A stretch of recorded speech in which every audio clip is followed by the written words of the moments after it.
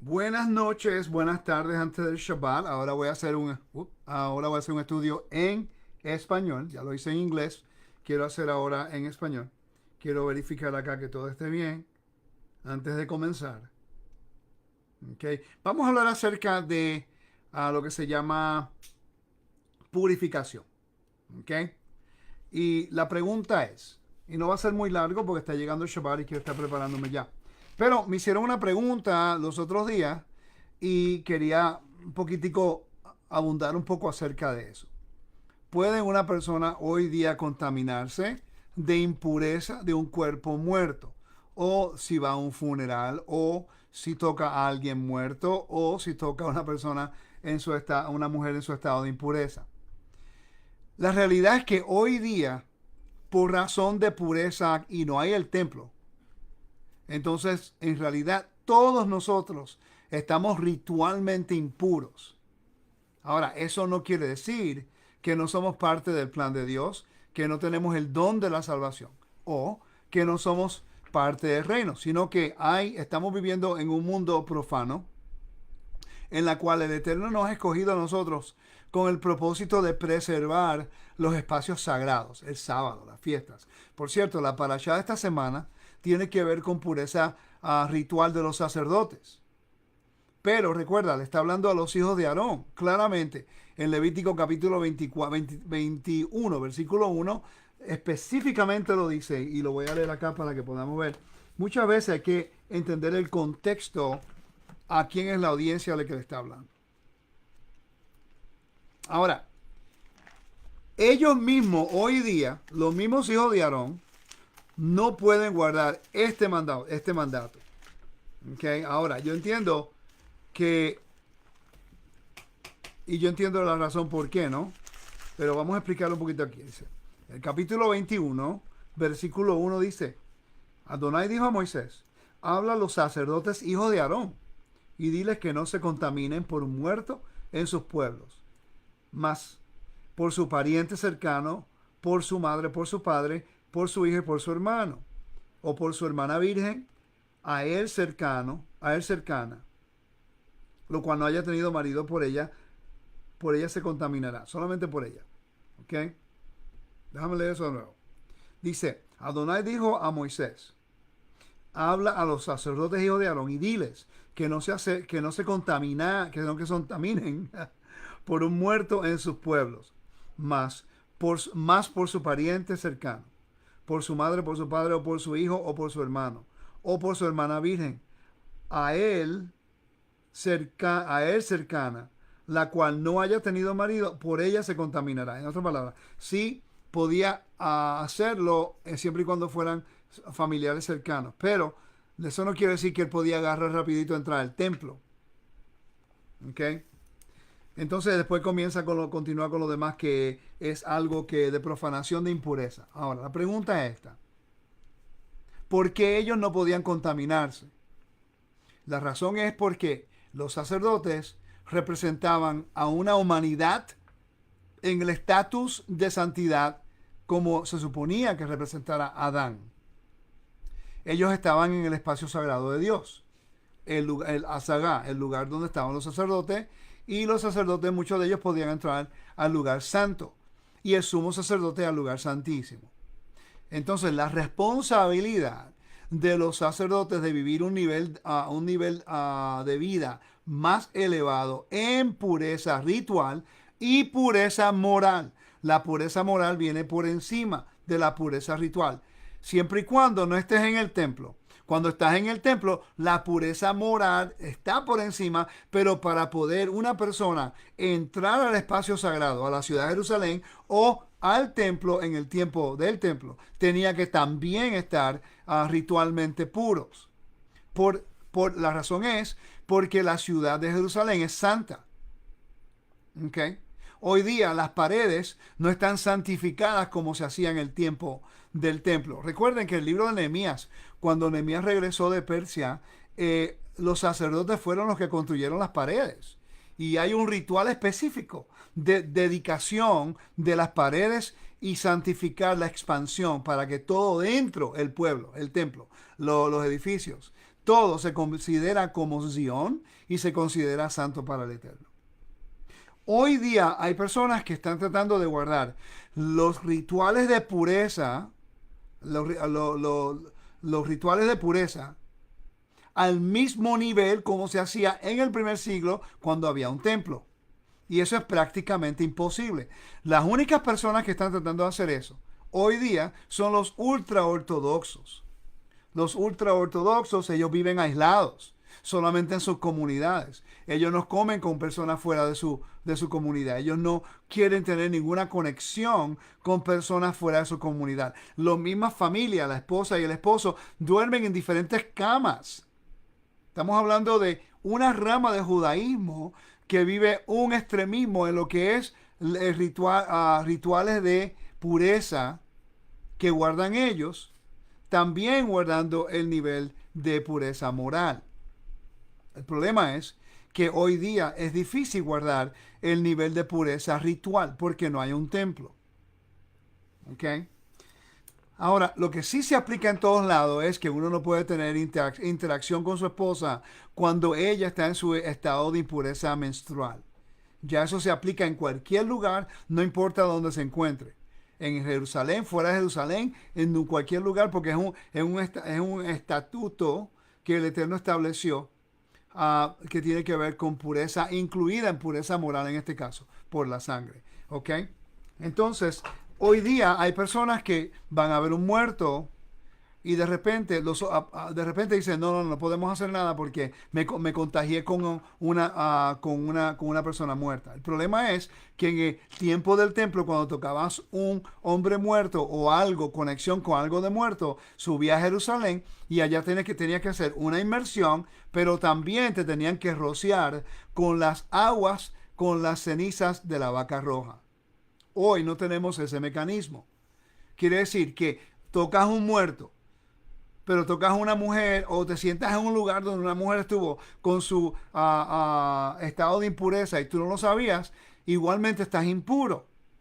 El problema que estamos teniendo hoy día es que hay personas que escogen cuáles mandamientos quieren guardar y muchas veces se confunden en los cuales los mandamientos que tienen que ver con el templo lo quieren aplicar a la vida cotidiana del día de hoy. Y eso no es ninguna diferencia a los ultra ortodoxos que se aíslan, que están aislados.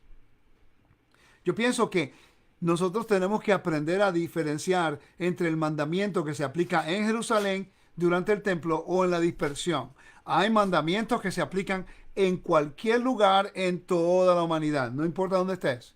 Pero hay unos específicos que tienen que ver con pureza ritual que hoy día solamente se pueden aplicar si el templo estuviera vigente y el sacerdocio estuviera vigente para que fueran los testigos de que ha hecho transición de lo que es el ámbito de la muerte o lo que se llama la esfera de la muerte a la esfera de la vida. El mikve, la inmersión regular. Hoy día hay personas que hacen una inmersión antes de Pesaj y yo pienso que eso es bueno practicarlo. Es un ritual de transición. ¿Ok? Sabemos que estamos impuros, pero la inmersión cuando lo hacemos, por una persona que lo hacen, es como algo no solamente psicológico, pero un ritual de transición que ayuda a nosotros decir, me voy a presentar a las fiestas del Eterno, que es un espacio sagrado, y yo quiero hacer este ritual, que aunque sabemos que no es el mismo del templo, pero el ritual representa el cambio de estatus o preparándonos para estar delante del Eterno. Pero no podemos hacer eso, un mandamiento. No quiere decir que si tú no pudiste hacer la inmersión, no quiere decir que no te puedes sentar a la mesa de Pesaj, porque hay muchas personas que hacen la inmersión, pero permiten que personas incircuncisas se sienten a la cena de Pesaj. ¿Cuál es más importante? ¿La señal del pacto? ¿O un ritual de incorporación que en realidad no se aplica para la dispersión, solamente para el templo en pureza ritual? ¿Cuál es más importante? En la falta de conocimiento del Beit HaMikdash, del templo, a veces nos ha guiado a tomar unas decisiones en nuestra vida personal que van más allá de las expectativas que la misma Torah nos enseña. Entonces, yo entiendo que el deseo es de hacerlo correctamente. Eso lo entiendo y lo valoro y creo que es importante. Si una comunidad quiere hacer un mikve antes de las fiestas, No hay ningún problema. Yo creo que eso es bueno, practicar estas cosas para cuando lleguemos a Jerusalén en la era mesiánica sepamos qué vamos a hacer. Pero no puedes imponer estas cosas como que son obligatorias hoy día sin un templo y sin la ciudad de Jerusalén ser restaurada como el espacio sagrado de Dios. Yo creo que el tiempo y el espacio y el contexto evitaría muchos conflictos y debates dentro del cuerpo del Mesías. Entonces, sabemos, y es una buena pregunta que hace mi hermano acá, dice, maestro, ¿cuál elevada podría ser la pureza moral que había en el sacerdocio en tiempo de Yeshua y los Sheliach, discípulos del Mesías?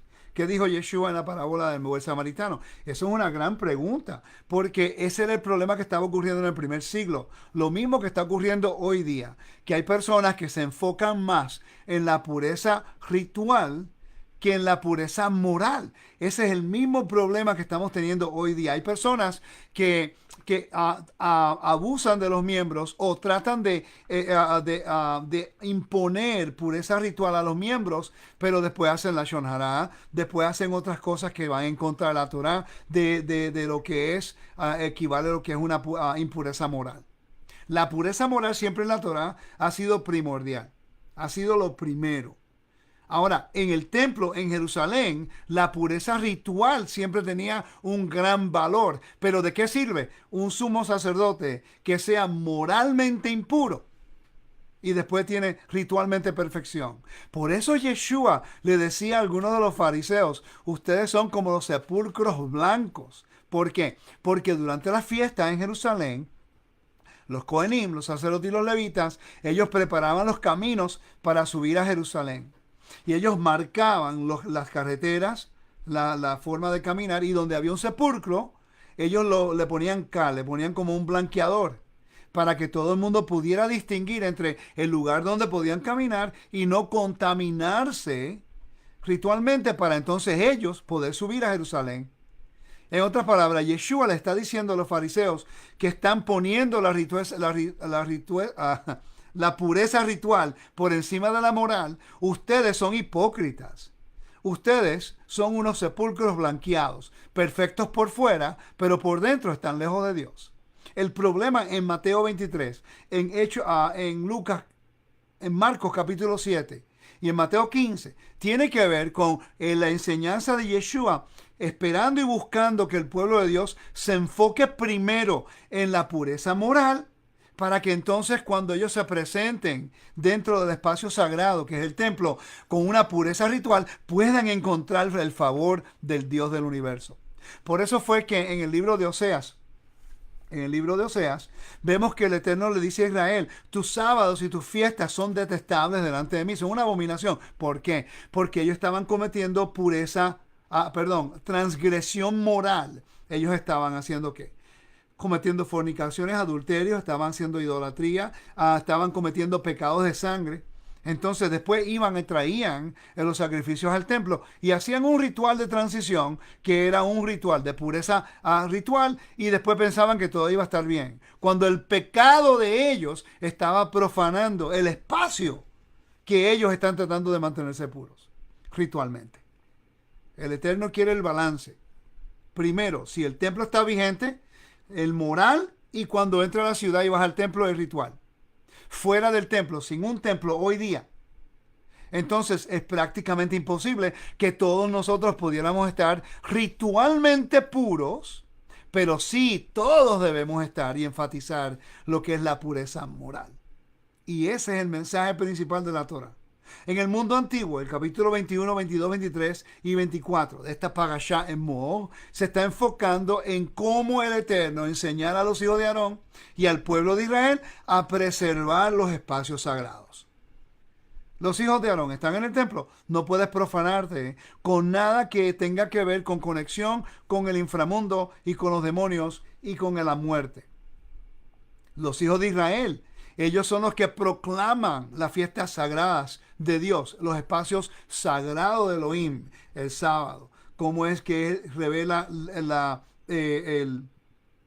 el orden del caos y que trae función a la tierra, y que proclamamos nosotros cuando cae el sol de que el Elohim de Israel es el que tiene dominio sobre el caos, dominio sobre la muerte y dominio sobre la tierra. Pascua, redención, Pentecostés, libertad absoluta con nuestra Constitución, la Torá. Y sí, es un libro legal. La Constitución, la Torá, no es un documento religioso. Si lo ves religioso, por favor, cuando hablen acerca de la Torá, tienen que estudiar un poquito más la Torá. Que muchas personas lo ven como un documento religioso y no lo es. Es un documento legal, es un tratado, es una constitución de un pueblo. Y eso es algo que tenemos que entender. Y estableció el templo como la guía de cómo el pueblo tiene que manejarse dentro del pueblo de Israel, que es el espacio sagrado. Por eso que Israel es Kadosh, es santo. Por eso es que el templo es Kadosh, es santo. El monte es Kadosh. El pueblo es Kadosh. La tierra es Kadosh. Y tenemos nosotros que preservar el espacio sagrado de Dios. Por eso es que los sacerdotes no podían tener ninguna conexión con la muerte. El servicio del templo tiene que ver con la vida, porque en los mundos antiguos, los mesopotamios, ellos y los hititas y los egipcios, y los cananeos específicamente, sus religiones todas tenían que ver con el inframundo. Entonces el templo es lo que es la esfera de la vida, haciendo el contraste con la esfera de la muerte del mundo pagano. Nosotros debemos enfocarnos en la esfera de la vida y la Torá. Y por eso es que la pureza moral nos ayuda a nosotros a estar en la esfera de la vida. En la Torá, cualquier pecado que se considera moral, la penalidad era muerte. Éramos cortados de Jerusalén, de Israel. Porque la muerte no puede tener conexión con la vida que Dios da. Por eso que cada ritual del templo tenía que ver con muerte. Perdón, cada ritual del templo tenía que ver con la vida. Por eso es que no había las entrañas de cada animal eran puestas en el altar cuando se sacrificaban. ¿Por qué? Porque en el antiguo mundo ellos utilizaban el hígado para hacer divinación. Por eso es que el servicio en el templo se hacía en silencio. Porque en el antiguo mundo se hacían encantación y se hacían divinación y había muchas cosas que eran profetizando en el nombre de los dioses del inframundo. Todas estas cosas tienen una conexión entre la vida y la muerte. Adán se suponía que mantuviera el espacio de Dios en la esfera de la vida. Cuando hubo rebelión y Adán fue expulsado, el espacio sagrado, la tierra, ya no podía aguantar la muerte, o la muerte hubo una separación entre Dios y la tierra en ese momento, porque Dios no puede morar donde existe la muerte. Por eso es que la ciudad y Jerusalén tenía que ser todo en referencia a la vida. Cuando la muerte ha sido completamente conquistada, que fue la profecía ocurrió en Isaías capítulo 25-26. Voy allá rapidito. En Isaías capítulo 25, yo creo que el 25-26, versículo 8. A ver si lo consigo rapidito aquí. Aquí dice, versículos 7 y 8, dice, y destruirá en este monte la cubierta con que están cubiertos todos los pueblos y el velo que envuelven a todas las naciones. Versículo 8 es sumamente importante. Dice, destruirá a la muerte para siempre y enjugará a Adonai Elohim toda lágrima de todos los rostros y quitará la afrenta de su pueblo de toda la tierra, porque Adonai ha dicho, él va a destruir la muerte. Y eso es lo que Pablo siempre nos sigue diciendo a nosotros en el Evangelio, como Yeshua resucita, que es la señal que Dios le ha dado la victoria a la vida y que la muerte ha sido conquistada. Y por eso nosotros hemos heredado, se nos ha dado el don de salvación. ¿Para vivir dónde? En la tierra donde la vida prevalece y donde la muerte no tiene potestad. Que el Eterno me lo bendiga, me lo guarde. Así que si usted ve personas que están guardando estos rituales de pureza extremos en congregaciones, entiendan que están aprendiendo y que quieren hacer lo mejor que puedan, a veces en nuestra propia ignorancia, tratando de hacer las cosas bien y no estudiar el templo. Cuando no se estudia el templo se cometen muchos errores. Yo cometí muchos errores al principio de mi ministerio porque no estaba enfocándome en el templo. Y yo veía un mandamiento y no entendía el contexto, a quién, cómo y dónde se le dirige. También recuerden algo, que hay mandamientos que se aplican, por ejemplo, el ayuno de Yom Kippur. ¿Por qué se aplica a todo Israel y así cuando el mandato lo dice, que vamos a afligir? Pero ¿por qué el pueblo tiene que afligirse también? Porque el sumo sacerdote en ese día de Yom Kippur representa a todo Israel. Entonces, cuando él se separa en el espacio más sagrado de la tierra, en ayuno, el pueblo está con él, porque el pueblo simbólicamente está entrando al lugar santísimo con él. Están en la misma situación espiritual, en ayuno, orando y haciéndolo todo. Aunque es el sumo sacerdote el que puede entrar, literalmente. Pero simbólicamente es como si el pueblo está siendo representado por el sumo sacerdote. Entonces, hay mandamientos que se aplican al sumo sacerdote, pero recuérdate, él está representando a toda la humanidad y también a Israel. Entonces, si él es santo en ese aspecto, algunos de esos mandamientos se aplican a nosotros. Pero la diferencia es que si no hay el espacio sagrado o el templo, por ejemplo, vamos específicamente a este mandamiento de la muerte, tocando un muerto. Si tú eres un sacerdote y está el templo en Israel, tú no puedes tocar al muerto y después entrar al templo. Pero si no hay templo y la ciudad de Jerusalén no ha sido reedicada, no ha santificada, como ocurrió en el templo como ocurrió en Jerusalén cuando Babilonia dejó ir a los israelitas y regresaron, entonces prácticamente es imposible ser purificado ritualmente. Quiere decir que ninguno de nosotros podemos ser purificados ritualmente si tocamos a un hombre muerto o algo muerto. ¿Ok?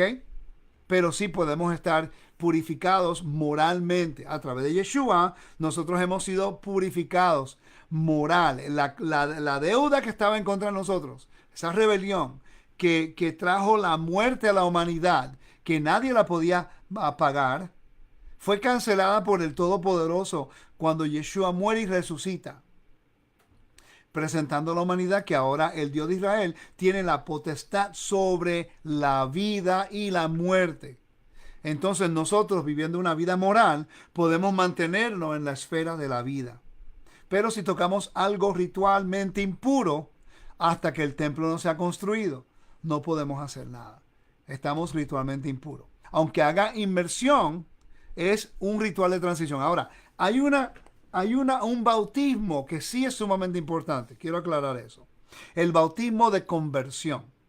El bautismo de conversión es la inmersión, la cual nos habla acerca de la adopción legal que vimos de la esfera de la muerte, cuando nacimos bajo la jurisdicción de Satán, y cuando confesamos que Yeshua es nuestro amo y que Dios lo resucitó de los muertos. Ahora tiene que haber un aspecto legal de transición de la esfera de la muerte a la esfera de la vida, y ese bautismo se convierte ahora como regresando al vientre, a nacer de nuevo para entrar a la esfera de la vida en el nombre de Yeshua, dentro del reino de Dios, que es Israel. Ahora Él se convierte en nuestro patrón y en nuestro Elohim, y ahora guardamos los mandamientos para mantenernos en la esfera de la vida y no caer de nuevo en el pecado moral y ser destituido de la gloria de Dios, que es el honor de Dios, que el honor y la gloria de Dios solamente puede morar en un templo santo.